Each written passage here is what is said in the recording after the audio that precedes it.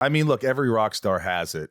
You hear about it. Did you deal with a lot of, issues with alcohol and drug addiction and have to go to get help for all that stuff? Were you Eventually, yeah, realized that I was out of control, and I wasn't the only one, and I just didn't like living life that way. It kind of snuck up on me, and before I realized that my temper and some of my mannerisms were off. I didn't recognize my own personality, and was it a certain moment or just moments that just kind of added up? moments that added up. And you just checked yourself in? I did. And when was that? That was 1991. I was in New York and had played Madison Square Garden the night before, and I was supposed to fly home back to Rochester the next day, and all the Atlantic people were there. And after the show, it just turned into the party that never ended. I remember wandering back into my hotel room at about 5:30 in the morning, and I had an 8 o'clock flight to Rochester to catch.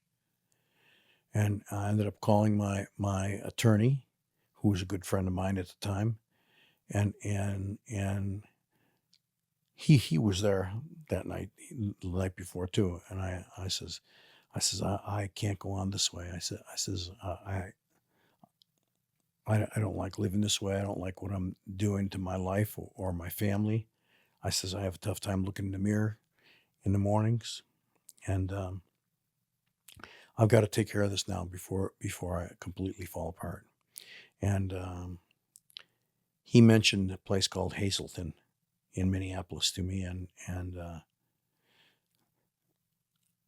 I called my wife and told her about the great show and the party afterwards, and that I wasn't making my plane back home. I says, and I told her that I decided to get something done about my problem. And what'd she say? She was so happy for me. Wow.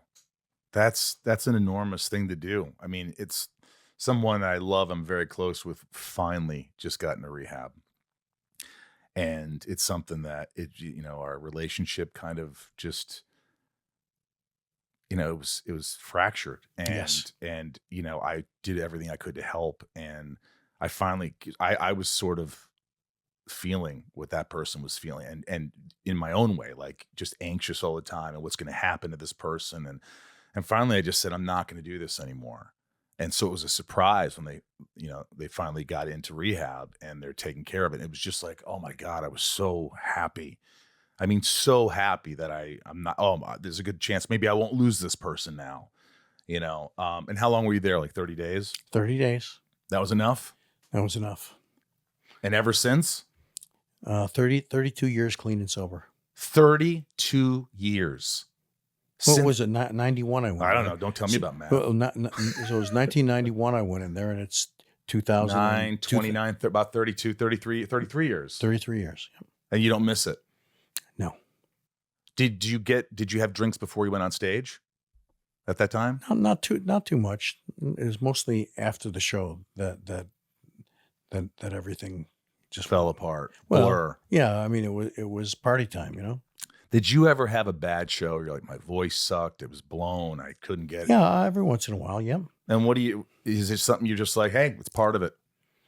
Well, a lot of it was because we played 3 shows in a row, had a night off, and then did 2 shows in a row, and had a night off, then did 3 shows in a row, then had a night off, and the more we recorded new songs, and Mick would write songs that would test the very top of my range, and you string over the course of an hour and a half of songs with about 7 or 8 songs that do that, and it takes more than a day off to recover, and you've got to do 3 in a row before you get your first day off. There's no way. It's impossible. Possible. I started finding ways to sing around the high notes, which didn't endear me to the audience that much. They were waiting for those notes, and I just couldn't hit them.